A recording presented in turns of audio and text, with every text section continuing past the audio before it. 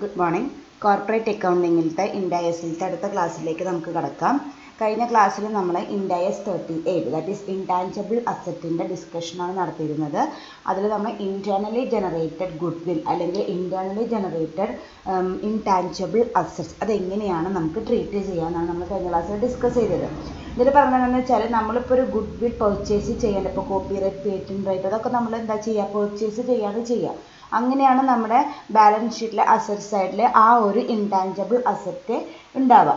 അതേസമയം നമുക്ക് വേണമെങ്കിൽ ഇൻടാഞ്ചിബിൾ അസറ്റ് നമ്മുടെ ഓർഗനൈസേഷൻ്റെ ഉള്ളിൽ തന്നെ ക്രിയേറ്റ് ചെയ്യാനായിട്ട് പറ്റും. അതായത് ചില കോസ്റ്റുകളൊക്കെ നമുക്ക് എക്കണോമിക് ബെനിഫിറ്റ് കൊണ്ടുവരുന്നുണ്ടെങ്കിൽ അത് നമുക്ക് വേണമെങ്കിൽ ഇൻടാഞ്ചിബിൾ അസറ്റിൻ്റെ ക്രൈറ്റീരിയകൾ മീറ്റ് ചെയ്യുന്നുണ്ടെങ്കിൽ അത് നമ്മുടെ ഒരു ഇൻടാഞ്ചിബിൾ അസറ്റായിട്ട് ട്രീറ്റ് ചെയ്യാനായിട്ട് പറ്റും. അതായത് ഇപ്പോൾ സപ്പോസ് ഇപ്പോൾ കോപ്പിറൈറ്റ് പേറ്റൻറ്റ് റൈറ്റ് ഒക്കെ നമ്മൾ കാശ് കൊടുത്ത് മേടിക്കുമ്പോഴാണ് അത് എന്തായിട്ട് മാറുക, ഇൻടാഞ്ചിബിൾ അസറ്റായിട്ട് മാറുക. അതുപോലെ കാശ് കൊടുത്ത് മേടിക്കാണ്ടും നമുക്ക് എന്ത് ക്രിയേറ്റ് ചെയ്യാം, ഇൻടാഞ്ചിബിൾ അസറ്റ്സ് ക്രിയേറ്റ് ചെയ്യാം. അങ്ങനെ എങ്ങനെയാണ് നമുക്ക് ഇൻകർ ചെയ്തിട്ടുള്ള ഒരു കോസ്റ്റിനെ ഇൻടാഞ്ചിബിൾ അസറ്റായിട്ട് ക്രിയേറ്റ് ചെയ്യുക എന്നുള്ളതാണ് നമ്മൾ കഴിഞ്ഞ ക്ലാസ്സിൽ ഡിസ്കസ് ചെയ്തത്. അതിൽ നമ്മൾ പറഞ്ഞു ആ ഒരു കോസ്റ്റ് ഇൻടാഞ്ചിബിൾ അസറ്റിൻ്റെ റെക്കഗ്നിഷൻ ക്രൈറ്റീരിയകളെല്ലാം മീറ്റ് ചെയ്താൽ നമുക്ക് അതൊരു ഇൻടാഞ്ചിബിൾ അസറ്റായിട്ട് ട്രീറ്റ് ചെയ്യാനായിട്ട് പറ്റും. ഏതൊക്കെയായിരുന്നു? മെഷറബിൾ ആയിരിക്കണം, എക്കണോമിക് ബെനിഫിറ്റ് കൊണ്ടുവരണം, ഐഡൻറ്റിഫയബിൾ ആയിരിക്കണം, ഇൻറ്റേർണലി കൺട്രോളബിൾ ആയിരിക്കണം. അതൊക്കെ നമ്മൾ പഠിച്ചു. അതിന് മുമ്പ് നമ്മൾ എന്ത് ചെയ്യണം, ഈ കോസ്റ്റിനെ 2 ഫേസിലേക്ക് ഡിവൈഡ് ചെയ്യണം. ഏതൊക്കെയാണ്? റിസർച്ച് ഫേസും ഡെവലപ്മെൻറ്റ് ഫേസും. അതിൽ റിസർച്ച് ഫേസിലുള്ളതാണെങ്കിൽ അത് നമുക്ക് ക്യാപിറ്റലൈസ് ചെയ്യാനായിട്ട് പറ്റില്ല. റിസർച്ച് ഫേസിൽ വരുന്ന എക്സ്പെൻസുകളൊന്നും നമുക്ക് ക്യാപിറ്റലൈസ് ചെയ്യാനായിട്ട് പറ്റില്ല. അത് നമ്മളത് എക്സ്പെൻസാക്കി ട്രീറ്റ് ചെയ്ത് സ്റ്റേറ്റ്മെൻറ്റ് ഓഫ് പ്രോഫിറ്റ് ഓർ ലോസിലാണ് അത് കാണിക്കുക. അതേസമയം ഡെവലപ്മെൻറ്റ് ഫേസിൽ വരുന്ന എക്സ്പെൻസുകളൊക്കെ നമുക്ക് ഒരു കോസ്റ്റായിട്ട് ക്യാപിറ്റലൈസ് ചെയ്യാനായിട്ട് പറ്റും. ആ കാര്യങ്ങളാണ് നമ്മൾ കഴിഞ്ഞ ക്ലാസ്സിൽ ഡിസ്കസ് ചെയ്ത് നിർത്തിയത്.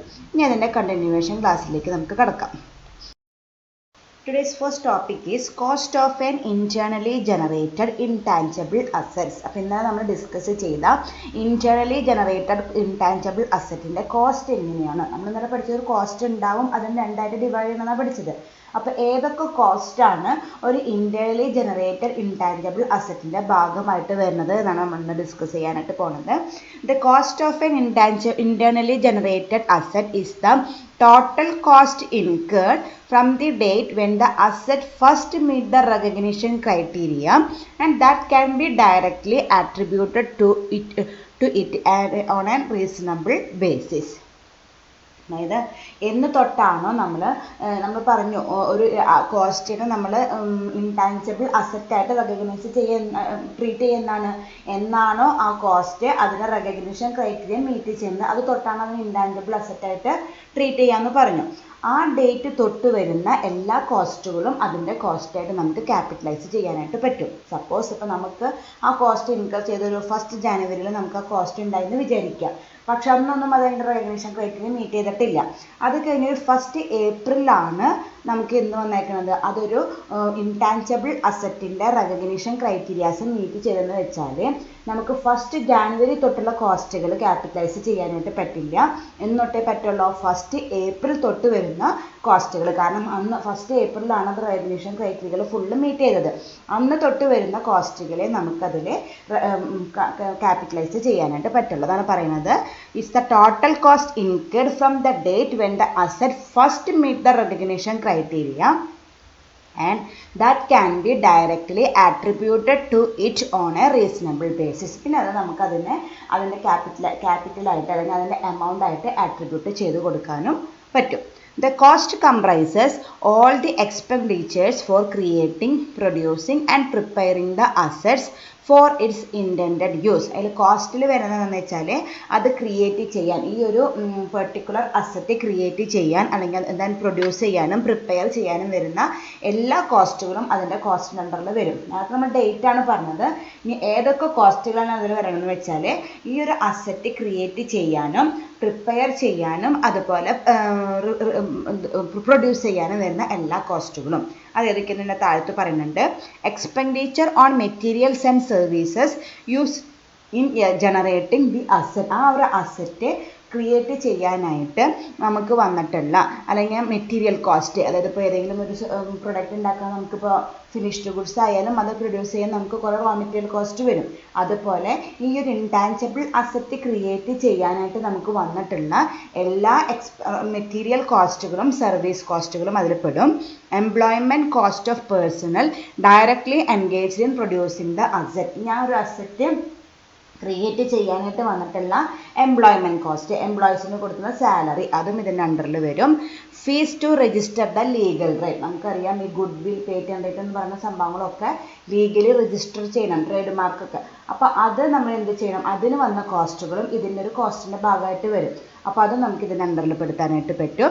Then overheads that are necessary to generate the asset. ഇതിനകത്ത് നമ്മൾ പറഞ്ഞത് എംപ്ലോയീസിന് കൊടുത്ത സാലറി മാത്രമാണ്.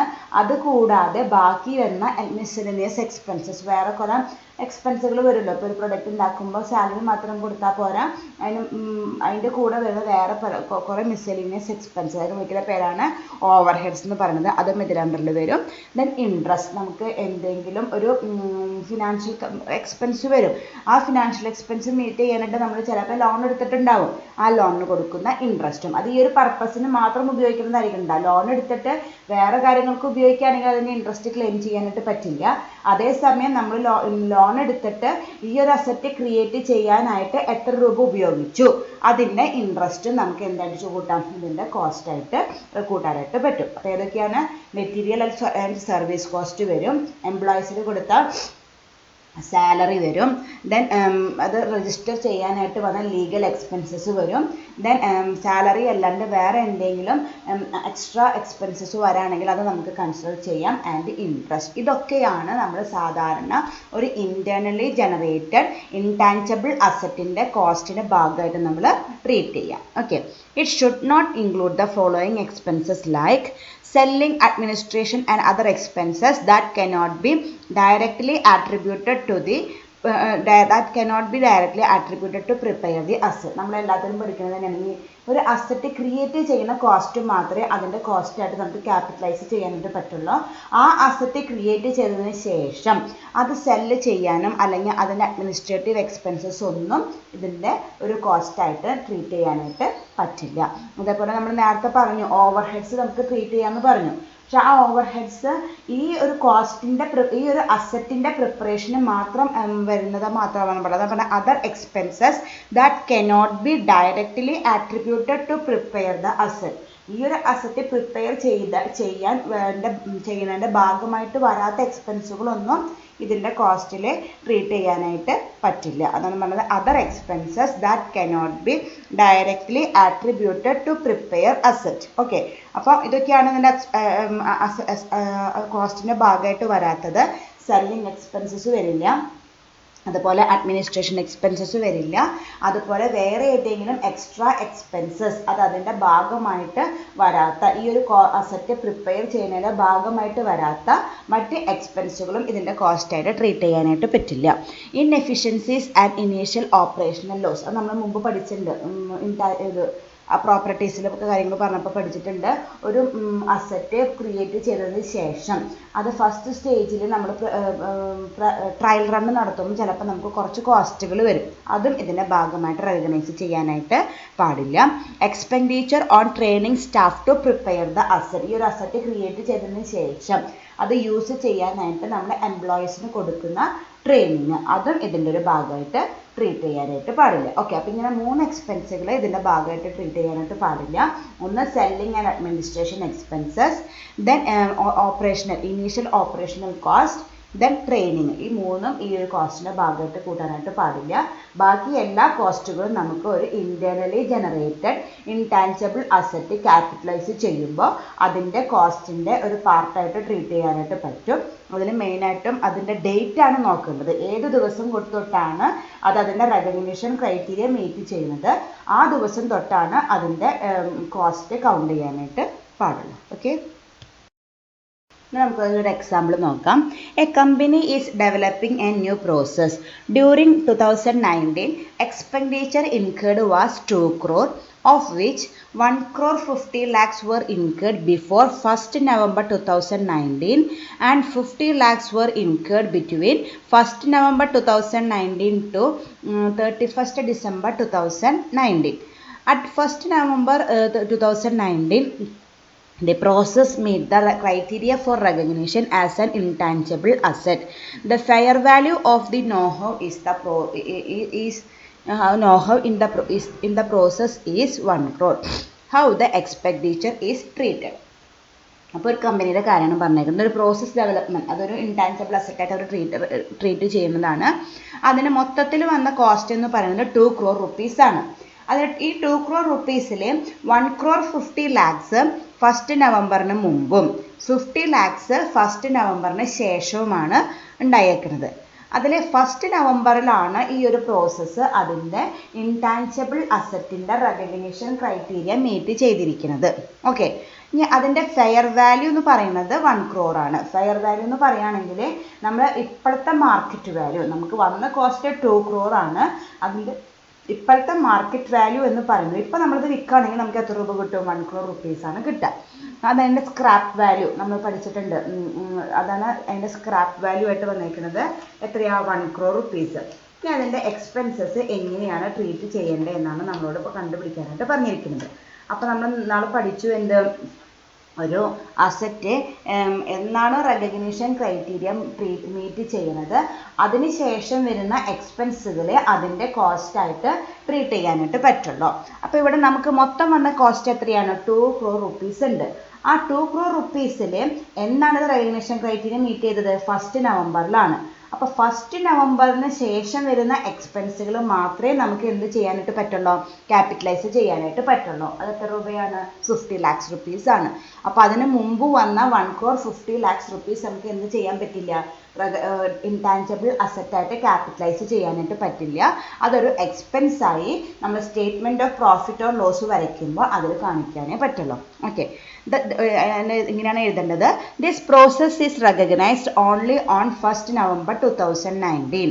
All the expenses after this date will be capitalized. Okay, അതിന് ശേഷം വരുന്നതൊക്കെ നമുക്ക് ക്യാപിറ്റലൈസ് ചെയ്യാനായിട്ട് പറ്റും. അപ്പോൾ നമ്മൾ ക്യാപിറ്റലൈസ് ചെയ്ത എമൗണ്ട് എത്രയാണ്? 50 lakhs ആണ്.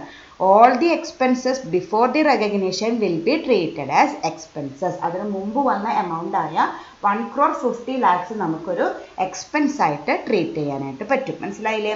അപ്പോൾ ക്വസ്റ്റ്യൻ കിട്ടിയാൽ എമൗണ്ട് ഡേറ്റ് നോക്കുക, എന്നാണ് റെക്കഗ്നൈസേഷൻ ക്രൈറ്റീരിയ മീറ്റ് ചെയ്തതെന്ന് നോക്കുക. അതിന് മുമ്പുള്ളതൊക്കെ എക്സ്പെൻസ് ആയി ട്രീറ്റ് ചെയ്യുക, അതിന് ശേഷമുള്ളതൊക്കെ ക്യാപിറ്റലൈസ് ചെയ്യുക. സിമ്പിളാണ്. എന്നാൽ അതിൻ്റെ ജേർണൽ എൻട്രി എന്താ പറയണമെന്ന് വെച്ചാൽ നമുക്ക് ക്യാപിറ്റലൈസ് ചെയ്ത എമൗണ്ട് മാത്രമേ എന്തിൻ്റെ പേരിൽ കാണിക്കാൻ പറ്റുള്ളൂ? ഇൻടാൻജിബിൾ അസറ്റ് എന്ന പേരിൽ കാണിക്കാനായിട്ട് പറ്റുള്ളൂ. കാരണം അതാണ് നമ്മൾ ക്യാപിറ്റലൈസ് ചെയ്യുന്നുണ്ടോ. അപ്പോൾ നമുക്കിപ്പോൾ ആ കൊല്ലത്തെ ബാലൻസ് ഷീറ്റ് വരയ്ക്കുമ്പോൾ ഇൻടാൻജിബിൾ അസറ്റ് എന്ന് പറഞ്ഞാൽ എത്ര കാണിക്കാൻ പറ്റുക? 50 lakhs. അതാണ് നമ്മുടെ ക്യാപിറ്റലൈസ് ചെയ്ത എമൗണ്ട്. അപ്പോൾ ജേർണൽ എൻട്രി വരെ അസറ്റുകൾക്ക് ഡെബിറ്റ് ബാലൻസ് ആണ്. അപ്പോൾ intangible asset account debtor 50 lakhs. Then മറ്റേത് നമ്മൾ എന്തായിട്ട് കാണിക്കുകയാണ്? എക്സ്പെൻസ് ആക്കി കാണിക്കുകയാണ്. അപ്പോൾ നമ്മൾ കാണിക്കേണ്ടത് നമ്മൾ പറഞ്ഞിട്ടുണ്ടായിരുന്നു 2 ഫേസിലേക്കാണ് ആക്കുക. റിസർച്ച് ഫേസും അതുപോലെ ഡെവലപ്മെൻറ്റ് ഫേസും. അതിൽ റിസർച്ച് ഫേസാണ് നമ്മൾ എക്സ്പെൻസ് ആക്കി ട്രീറ്റ് ചെയ്യാൻ നമ്മൾ ഇന്നലെ പഠിച്ചു. അപ്പോൾ ഇത് എന്തെന്ന് കാണിക്കണം? റിസർച്ച് എക്സ്പെൻഡിച്ചർ എന്ന് പറഞ്ഞിട്ടാണ് എന്തെന്ന് കാണിക്കുന്നത്? 1 crore 50 lakhs കാണിക്കേണ്ടത്. അപ്പോൾ റിസർച്ച് എക്സ്പെൻഡിച്ചർ അത് കാണിക്കുന്നത് ഇൻകം സ്റ്റേറ്റ്മെൻറ്റിലാണ്. 1 crore 50 lakhs. 2 നമ്മുടെ കയ്യിൽ നിന്ന് ക്യാഷ് പോയി. 2 cash. എത്ര മൊത്തം പോയി? 2 crore rupees പോയി. ഓക്കെ, അപ്പോൾ ഇങ്ങനെയാണ് നമ്മൾ ഒരു ഇൻടാൻജിബിൾ അസറ്റിൻ്റെ റെക്കഗ്നിഷൻ ക്രൈറ്റീരിയയിലെ എക്സ്പെൻസ് കാൽക്കുലേറ്റ് ചെയ്യുക, അതിൻ്റെ ജേർണൽ എൻട്രി കാണിക്കുകയും ചെയ്യാം. ഓക്കെ, റെക്കഗ്നിഷൻ ക്രൈറ്റീരിയ കഴിഞ്ഞിട്ടുള്ള ഡേറ്റിന് ശേഷമുള്ള എല്ലാ എക്സ്പെൻസും നമുക്ക് ക്യാപിറ്റലൈസ് ചെയ്യാം. അതിന് മുമ്പുള്ളതൊക്കെ എക്സ്പെൻസ് ആക്കി ട്രീറ്റ് ചെയ്യാം. ക്യാപിറ്റലൈസ് ചെയ്യുന്ന എമൗണ്ട് ഏതിൻ്റെ അണ്ടറിൽ പോവും? ഇൻടാൻജിബിൾ അസറ്റിൻ്റെ അണ്ടറിൽ പോവും. അപ്പോൾ ഇൻടാൻജിബിൾ അസറ്റ് അക്കൗണ്ട് ഡെറ്റർ അതിന് മുമ്പത്തെ എക്സ്പെൻസസൊക്കെ നമ്മൾ റിസർച്ച് എക്സ്പെൻഡിച്ചറായിട്ട് കാണിക്കണം. കാരണം നമ്മൾ ആ ഫേസിലാണ് അത് വരിക. അപ്പോൾ റിസർച്ച് എക്സ്പെൻഡിച്ചർ എന്ന് പറഞ്ഞിട്ട് ഇവിടെ എത്ര കാണിച്ചു? 1 crore 50 lakhs കാണിച്ചു. ദെൻ ക്യാഷാണ് നമ്മുടെ കയ്യിൽ നിന്ന് പോയത്. അപ്പോൾ 2 cash എന്ന് പറഞ്ഞിട്ട് നമുക്ക് മൊത്തം ചിലവായ ക്യാഷായ 2 crore rupees കാണിച്ചു. Okay, next example. A limited is developing A new production process. It has incurred the following expenditure. Research expenditure ആയിട്ട് 20 lakhs വന്നിട്ടുണ്ട്. ഡെവലപ്മെൻറ്റ് എക്സ്പെൻസസ് ആയിട്ട് salary 30 lakhs, overheads 12 lakh, staff training 20 lakhs, administrative expenses 10 lakhs. Show the treatment of expenses. അപ്പോൾ നമുക്ക് രണ്ട് split-up ആയിട്ടാണ് വന്നിരിക്കുന്നത്, research എക്സ്പെൻഡിച്ചറും അതുപോലെ development എക്സ്പെൻഡിച്ചറും. നമ്മൾ എന്താ പഠിച്ചിരിക്കുന്നത്? റിസർച്ച് എക്സ്പെൻഡിച്ചറുകളെല്ലാം എന്തായിട്ട് ട്രീറ്റ് ചെയ്യണം? എക്സ്പെൻസ് ആക്കി ട്രീറ്റ് ചെയ്ത് ഡെവലപ്മെൻറ്റ് എക്സ്പെൻഡിച്ചറുകൾ എന്തായിട്ട് ട്രീറ്റ് ചെയ്യണം? ക്യാപിറ്റലൈസ് ചെയ്യാമെന്നും പഠിച്ചു. പക്ഷെ ഇവിടെ വേറെ പ്രത്യേകത എന്ന് വെച്ചാൽ ആ ഡെവലപ്മെൻറ്റ് എക്സ്പെൻസസിൽ വന്നിട്ടുള്ള എല്ലാ എക്സ്പെൻസസും നമുക്ക് കൺസിഡർ ചെയ്യാനായിട്ട് പറ്റില്ല. നമ്മൾ നേരത്തെ സ്ലൈഡിൽ പഠിച്ചു ഏതൊക്കെയാണ്. സാലറി പെടുത്താം, ഓവർ ഹെഡ്സ് പെടുത്താം, ദെൻ ലീഗൽ എക്സ്പെൻസസ് പെടുത്താം, ഇൻട്രസ്റ്റ് പെടുത്താം. അതൊക്കെയാണ് നമുക്ക് കോസ്റ്റായിട്ട് ട്രീറ്റ് ചെയ്യാനായിട്ട് പറ്റുള്ളൂ. Administration expenses, initial operating cost, staff training ഒന്നും ഇതിൻ്റെ കോസ്റ്റായിട്ട് ട്രീറ്റ് ചെയ്യാനും പറ്റില്ല എന്ന് നമ്മൾ പഠിച്ചു. അപ്പോൾ ഒരൊറ്റയടിക്ക് എല്ലാ റിസർച്ച് എക്സ്പെൻഡിച്ചറും എക്സ്പെൻസ് ആക്കി ട്രീറ്റ് ചെയ്യുക, എല്ലാ ഡെവലപ്മെൻറ്റ് എക്സ്പെൻസസും നമുക്ക് ക്യാപിറ്റലൈസ് ചെയ്യാം, അങ്ങനെ ഒരു കൺക്ലൂഷൻ എടുക്കാനായിട്ട് പറ്റില്ല. അപ്പോൾ റിസർച്ച് എക്സ്പെൻഡിച്ചറായ 20 lakhs എന്തായാലും നമ്മൾ എന്തായിട്ട് ട്രീറ്റ് ചെയ്യണം? എക്സ്പെൻസ് ആക്കി ട്രീറ്റ് ചെയ്യണം. അതിൽ യാതൊരു സംശയവുമില്ല. ഇനി ഡെവലപ്മെൻറ്റ് എക്സ്പെൻസസിൻ്റെ ഐറ്റംസ് നമുക്ക് നോക്കാം. സാലറി, അത് നമുക്ക് അതിൻ്റെ ഒരു കോസ്റ്റായിട്ട് ട്രീറ്റ് ചെയ്യാൻ പറ്റുമെന്ന് നമ്മൾ കഴിഞ്ഞ് പഠിച്ചു. അതായത് എംപ്ലോയീസിന് കൊടുക്കുന്ന സാലറി. ഈ ഒരു അസറ്റ് ക്രിയേറ്റ് ചെയ്യാനായിട്ട് എംപ്ലോയീസിന് നമ്മൾ കൊടുത്ത സാലറി നമുക്ക് ക്യാപിറ്റലൈസ് ചെയ്യാനായിട്ട് പറ്റും. അപ്പോൾ അത് കുഴപ്പമില്ല. ദെൻ ഓവർ ഹെഡ്സ്, മിസ്സെലേനിയസ് എക്സ്പെൻസസും നമുക്കിതിൽ ട്രീറ്റ് ചെയ്യാനായിട്ട് പറ്റും. സ്റ്റാഫ് ട്രെയിനിങ് എന്താ പറഞ്ഞത് നമ്മൾ? അത് നമുക്കൊരു എക്സ്പെൻസ് ആക്കി ട്രീറ്റ് ചെയ്യാനായിട്ട് പറ്റില്ല. കാരണം എന്താണ്? നമ്മൾ നേരത്തെ പഠിച്ചിട്ടുണ്ട് എക്സ്പെൻസസ് നോട്ട് ഇൻക്ലൂഡഡ് എന്ന് പറഞ്ഞത് സ്റ്റാഫ് ട്രെയിനിങ് വന്നിട്ടുണ്ടായിരുന്നു. അപ്പോൾ നമുക്ക് എന്തായിട്ട് ക്യാപിറ്റലൈസ് ചെയ്യാനായിട്ട് പറ്റില്ല. അപ്പോൾ നമ്മൾ ഏതിലേക്ക് കൊടുക്കും? ഒരു എക്സ്പെൻസ് ആക്കി ട്രീറ്റ് ചെയ്തത് റിസർച്ച് എക്സ്പെൻഡിച്ചറിൽ കാണിക്കണം. ഓക്കെ, മനസ്സിലായില്ലേ? സ്റ്റാഫ് ട്രെയിനിങ്ങിന് വരുന്ന കോസ്റ്റ് ഒരിക്കലും ഒരു ഇൻടാഞ്ചിബിൾ അസറ്റിൻ്റെ കോസ്റ്റായിട്ട് ട്രീറ്റ് ചെയ്യാനായിട്ട് പറ്റില്ല. അപ്പോൾ അത് ഡെവലപ്മെൻറ്റ് എക്സ്പെൻഡിച്ചറിൽ കാണിക്കാനായിട്ട് പറ്റില്ല. അപ്പോൾ നമുക്കത് ഇതിൽ കാണിക്കേണ്ടതായിട്ട് വരും, റിസർച്ച് എക്സ്പെൻഡിച്ചറിൽ കാണിക്കണം. അടുത്തത് അഡ്മിനിസ്ട്രേറ്റീവ് എക്സ്പെൻസസും അതും നമുക്കൊരു കോസ്റ്റായിട്ട് ട്രീറ്റ് ചെയ്യാൻ പറ്റില്ല, നമ്മൾ നേരത്തെ പഠിച്ചു. അപ്പോൾ അതും ഇത് ഡെവലപ്മെൻറ്റ് ഫേസിലല്ല വരേണ്ടത്, ഏതിലേക്ക് കൊടുക്കണം? റിസർച്ച് ഫേസിലേക്ക് കൊടുക്കണം. അപ്പോൾ ഒരു ക്വസ്റ്റ്യൻ കിട്ടിയാൽ ഏതൊക്കെയാണ് നമ്മുടെ കോസ്റ്റിൻ്റെ അല്ലെങ്കിൽ നമ്മുടെ ഇൻടാഞ്ചിബിൾ അസറ്റിൻ്റെ കോസ്റ്റിൻ്റെ ഭാഗമായിട്ട് വരുന്നത്, അതിനെ ഒക്കെ ഏതിലേക്ക് ഇടുക? ഡെവലപ്മെൻറ്റ് എക്സ്പെൻഡിച്ചറായിട്ട് കാണിക്കുക, അല്ലാത്തതിനൊക്കെ റിസർച്ച് എക്സ്പെൻഡിച്ചറായിട്ട് കാണിക്കാം. അപ്പോൾ ഏതൊക്കെയായിരിക്കും റിസർച്ച് എക്സ്പെൻഡിച്ചർ വരിക? ക്വസ്റ്റ്യനിൽ നേരിട്ട് തന്നിരിക്കുന്ന 20 lakhs പ്ലസ് സ്റ്റാഫ് ട്രെയിനിങ്ങിൻ്റെ 20 lakhs പ്ലസ് അഡ്മിനിസ്ട്രേറ്റീവ് എക്സ്പെൻസസിൻ്റെ 10 lakh. അപ്പോൾ നമുക്ക് മൊത്തം എത്ര വരും? 50 lakhs ആണ് നമുക്ക് റിസർച്ച് എക്സ്പെൻഡിച്ചറായിട്ട് വരുന്നത്. ഓക്കെ, ദെൻ ഡെവലപ്മെൻറ്റ് എക്സ്പെൻഡിച്ചറായിട്ട് ഏതൊക്കെ വരും? സാലറി എടുക്കാം 30 lakhs, ഓവർ ഹെഡ്സ് 12 lakh എടുക്കാം. അങ്ങനെ മൊത്തം നമുക്ക് 42 lakhs ആണ് നമുക്ക് ഡെവലപ്മെൻറ്റ് എക്സ്പെൻഡിച്ചറായിട്ട് വരിക. ഓക്കെ, അപ്പോൾ ഇങ്ങനെയാണ് ഒരു ഇൻടാഞ്ചിബിൾ അസറ്റിൻ്റെ കോസ്റ്റ് നമ്മൾ സ്പ്ലിറ്റപ്പ് ചെയ്യേണ്ടത്. രണ്ട് പാർട്ടിലേക്ക് നോക്കണം, റിസർച്ചും അതുപോലെ ഡെവലപ്മെൻറ്റും. റെക്കഗ്നിഷന് മുമ്പത്തെയുള്ള എല്ലാ കോസ്റ്റുകളും റിസർച്ച്, അതിനുശേഷം വരുന്നതെല്ലാം ഡെവലപ്മെൻറ്റ്. ആ ഡെവലപ്മെൻറ്റിൽ തന്നെ എക്സ്ക്ലൂഡഡ് ആയിട്ടുള്ള ചില ഐറ്റംസ് ഒക്കെ ഉണ്ട്, അതിനൊക്കെ നമ്മൾ ഏതിലേക്ക് ഇടണം? റിസർച്ചിലേക്ക് ഇടണം. ഇനി സപ്പോസ് ഇതിന് ജേർണൽ എൻട്രി വരയ്ക്കാനായിട്ട് പറഞ്ഞിട്ടില്ല. സപ്പോസ് നമ്മൾ ജേർണൽ എൻട്രി എഴുതാണെങ്കിൽ എങ്ങനെ എഴുതേണ്ടത്? റിസർച്ച് എക്സ്പെൻഡിച്ചർ ആയതൊക്കെ റിസർച്ച് എക്സ്പെൻഡിച്ചർ എന്ന് പറഞ്ഞിട്ട് കാണിക്കുക, ഡെവലപ്മെൻറ്റ് എക്സ്പെൻഡിച്ചറൊക്കെ ഇൻടാഞ്ചിബിൾ അസറ്റായിട്ട് കാണിക്കുക. അപ്പോൾ എങ്ങനെയായിരിക്കും journal entry? Intangible asset account debtor 42 lakhs, research expenditure account debtor 50 lakhs to cash എന്ന് പറഞ്ഞിട്ട് 92 lakhs കാണിക്കാം. നമ്മൾ നേരത്തെ കാണിച്ചല്ലോ, ഡെവലപ്മെൻറ്റ് എക്സ്പെൻഡിച്ചർ എല്ലാം നമുക്ക് എന്ത് ചെയ്യാനായിട്ട് പറ്റും? ക്യാപിറ്റലൈസ് ചെയ്യാനായിട്ട് പറ്റും. അപ്പോൾ അത് ഇൻടാഞ്ചിബിൾ അസറ്റിൻ്റെ അണ്ടറിൽ ആ എമൗണ്ട് കാണിച്ചു. എന്തെന്ന പേരിൽ? ഡെവലപ്മെൻറ്റ് എക്സ്പെൻഡിച്ചർ എന്ന പേരിലല്ല കാണിക്കേണ്ടത്, ഇൻടാഞ്ചിബിൾ അസറ്റ് എന്ന് പറഞ്ഞിട്ട് 42 lakhs കാണിച്ചു. റിസർച്ച് എക്സ്പെൻഡിച്ചർ അങ്ങനെ തന്നെ നമുക്ക് കാണിക്കാനായിട്ട് പറ്റുള്ളൂ. അപ്പോൾ റിസർച്ച് എക്സ്പെൻഡിച്ചർ എന്ന് പറഞ്ഞിട്ട് 50 lakhs കാണിച്ചു, ടു ക്യാഷ് എന്ന് പറഞ്ഞിട്ട് 92 lakhs കാണിച്ചു. ഞാനത് എഴുതിയിട്ടില്ല, ഞാൻ ജസ്റ്റ് പറഞ്ഞു. നമ്മളോട് ട്രീറ്റ്മെൻറ്റ് ഓഫ് എക്സ്പെൻസ് എത്രയാണെന്ന് കണ്ടുപിടിക്കാനാണ് പറഞ്ഞിട്ടുള്ളൂ. ജേർണൽ എൻട്രി എഴുതിയാലും കുഴപ്പമില്ല. Okay, next problem. ABC Limited purchase a patent right to prepare a toll for 30 years for 48 lakhs. Give journal entry and calculate the amortization amount. അതായത് ഒരു company ഒരു patent right മേടിച്ചു. എത്ര രൂപയ്ക്ക്? 48 lakhs for 30 years, 30 വർഷത്തേക്കുള്ള ഒരു patent right കാണിച്ചു. അതിൻ്റെ അമോർട്ടൈസേഷൻ എമൗണ്ട് കണ്ടുപിടിക്കാൻ പറഞ്ഞിട്ടുണ്ട്, ജേർണൽ എൻട്രി പാസ് ചെയ്യാനായിട്ട് പറഞ്ഞിട്ടുണ്ട്. നമ്മൾ മുമ്പ് പഠിച്ചൊരു കേസാണ്, ഒന്നുകൂടി ഞാൻ ഓർമ്മിപ്പിച്ച് തരാം. ഒരു ഇൻടാഞ്ചിബിൾ അസറ്റ്, ഒരു ഫിക്സഡ് അസറ്റിനെ ഡിപ്രീസിയേഷൻ ചാർജ് ചെയ്യുന്ന പോലെ തന്നെയാണ് ഒരു ഇൻടാഞ്ചിബിൾ അസറ്റിനെ എന്ത് ചാർജ് ചെയ്യുക, അമോർട്ടൈസേഷൻ ചാർജ് ചെയ്യുക. നമ്മൾ നേരത്തെ പഠിച്ചതാണ്. എങ്ങനെയാണോ നമ്മളൊരു നോർമൽ ഫിക്സഡ് അസറ്റിന് നമ്മുടെ ഡിപ്രീസിയേഷൻ ചാർജ് ചെയ്യുന്നത്, അതുപോലെ തന്നെ ഒരു ഇൻടാഞ്ചിബിൾ അസറ്റിന് നമുക്ക് ചാർജ് ചെയ്യാൻ പറ്റാവുന്ന ഒരു എക്സ്പെൻസ് ആണ് എന്തെന്ന് പറയുന്നത്, ഈ അമോർട്ടൈസേഷൻ എന്ന് പറയുന്നത്. ആ അമോർട്ടൈസേഷൻ നമ്മൾ സാധാരണ ഇങ്ങനെയാണ് ഒരു ഇൻടാഞ്ചിബിൾ അസറ്റ് അല്ല ഫിക്സഡ് അസറ്റിന് ഡിപ്രീസിയേഷൻ കാൽക്കുലേറ്റ് ചെയ്യുക, കോസ്റ്റ് ഡിവൈഡഡ് ബൈ ലൈഫ്. അതുപോലെ തന്നെയാണ് ഇതിൻ്റെ അമോർട്ടൈസേഷൻ എമൗണ്ട് കാൽക്കുലേറ്റ് ചെയ്യാം. പക്ഷെ അതിൽ എന്തെങ്കിലും ഒരു റെസിഡുവൽ വാല്യൂ ഉണ്ടെങ്കിൽ അത് നമുക്ക് ലെസ് ചെയ്യണം. റെസിഡുവൽ വാല്യൂ എന്ന് പറഞ്ഞാൽ എന്താണ്, നമ്മൾ ഫിക്സഡ് അസറ്റിന് പറയുന്ന സ്ക്രാപ്പ് വാല്യൂ ആണ് ഇൻടാഞ്ചിബിൾ അസറ്റിൻ്റെ റെസിഡുവൽ വാല്യൂ എന്ന് പറയുന്നത്.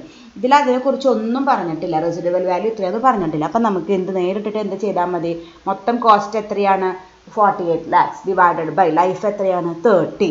അപ്പോൾ എത്ര നമുക്ക് കിട്ടും, 1,60,000 കിട്ടും. അതാണ് അതിൻ്റെ അമോർട്ടൈസേഷൻ എമൗണ്ട് ആയിട്ട് വരിക.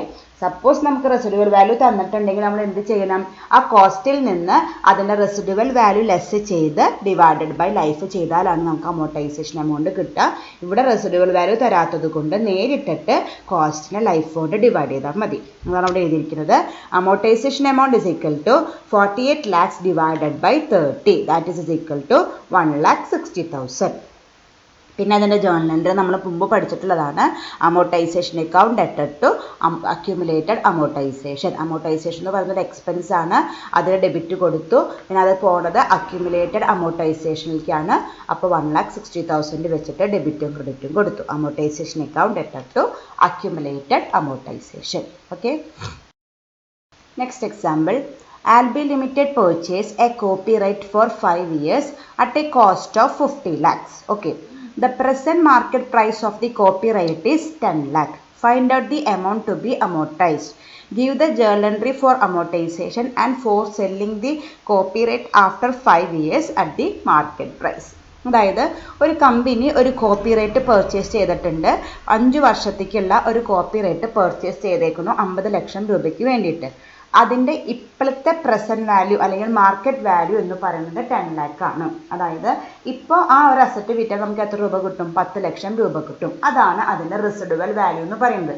അല്ലാണ്ട് സ്ക്രാപ്പ് വാല്യൂ അല്ലെങ്കിൽ അങ്ങനെ പറയണം അത് തരില്ല. ഒരു ഇൻടാഞ്ചിബിൾ അസറ്റ് ഇത്ര രൂപയ്ക്ക് വാങ്ങി അതിൻ്റെ കറണ്ട് മാർക്കറ്റ് പ്രൈസ് ക്വസ്റ്റ്യനിൽ തന്നിട്ടുണ്ടെങ്കിൽ അതായിരിക്കും അതിൻ്റെ റെസിഡുവൽ വാല്യൂ. നമുക്ക് ഫിനാൻഷ്യൽ മാനേജ്മെൻറ്റൊക്കെ നമ്മൾ പഠിച്ചപ്പോൾ അതിൻ്റെ സ്ക്രാപ്പ് വാല്യൂ, ഇപ്പോൾ ARR ഒക്കെ പഠിച്ചപ്പോൾ സ്ക്രാപ്പ് വാല്യൂ ഇത്രയാണെന്ന് കൃത്യമായിട്ട് പറഞ്ഞിരുന്നു.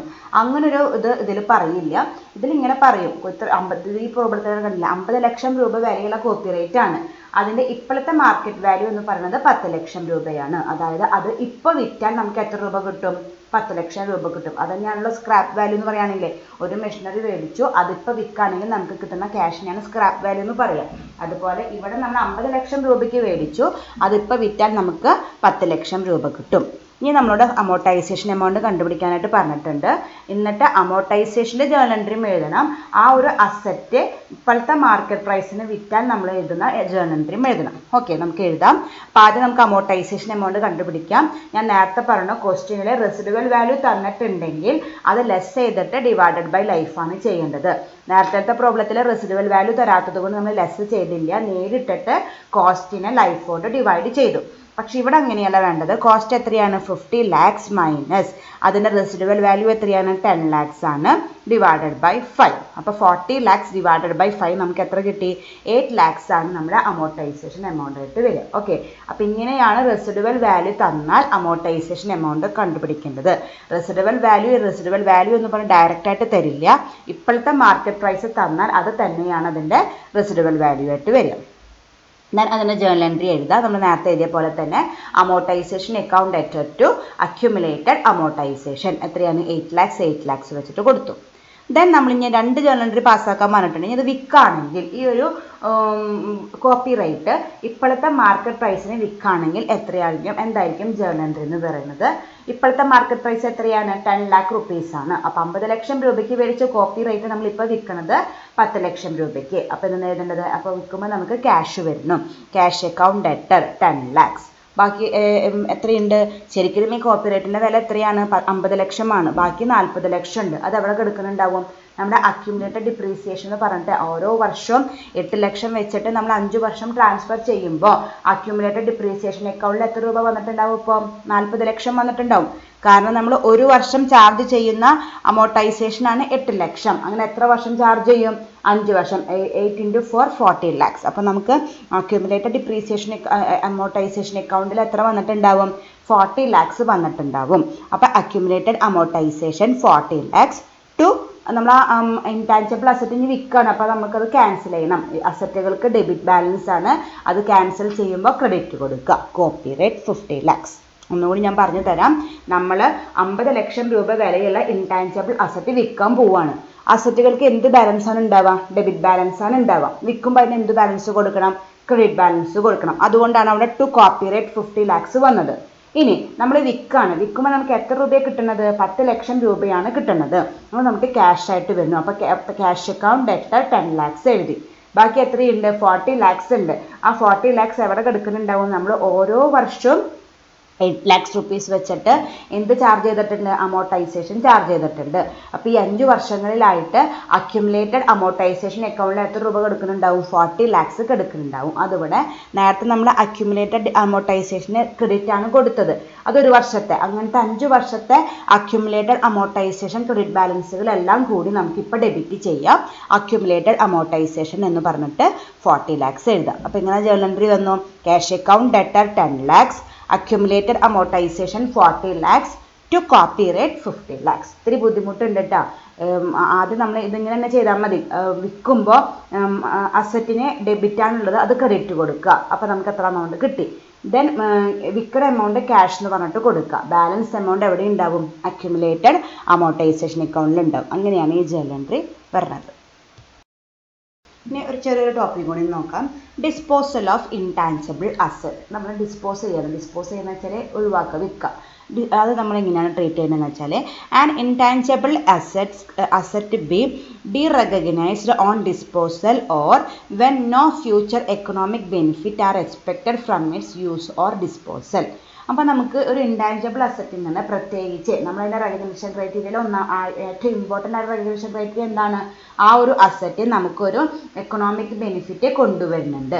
അങ്ങനെ ഒരു എക്കണോമിക് ബെനിഫിറ്റ് കൊണ്ടുവരാത്ത ഏതെങ്കിലും ഒരു ഇൻടാഞ്ചിബിൾ അസറ്റ് ഉണ്ടെങ്കിൽ നമുക്കത് എന്ത് ചെയ്യാം? ഡിസ്പോസ് ചെയ്യാം, വിറ്റ് ഒഴിവാക്കാം. നമ്മുടെ ബാലൻസ് ഷീറ്റിൽ നിന്ന് അതിനെ നമുക്ക് ഒഴിവാക്കാനായിട്ട് പറ്റും. അതാണ് പറയുന്നത് an intangible asset be de-recognized on disposal or when no future economic benefits are expected from its use or disposal.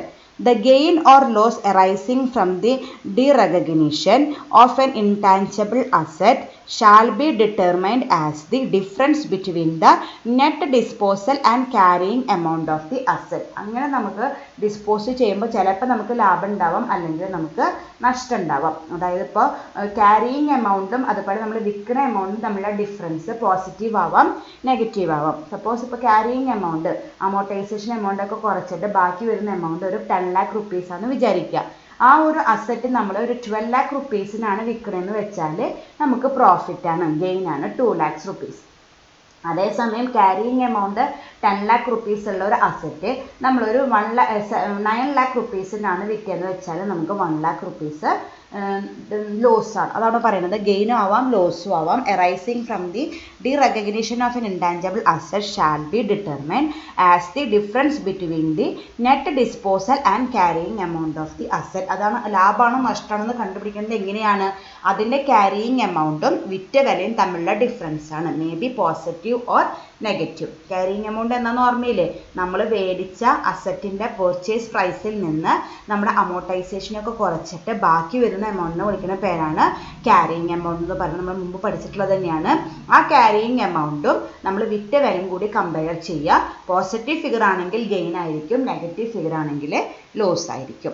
It shall be recognised in the profit or loss. അതെവിടെ നമ്മൾ കാണിക്കണം? സ്റ്റേറ്റ്മെൻറ്റ് ഓഫ് പ്രോഫിറ്റ് ഓർ ലോസിൽ നമ്മൾ കാണിക്കണം. when the asset is derecognized.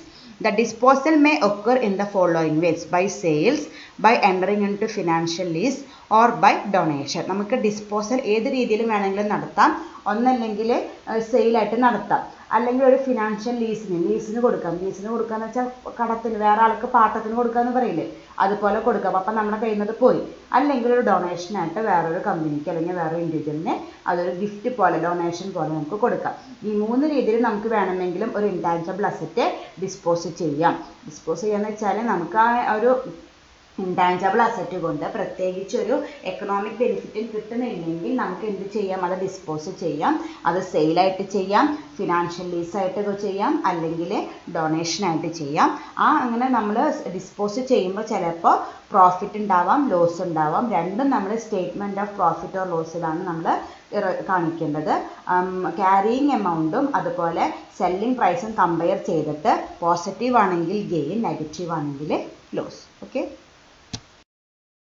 Thank you.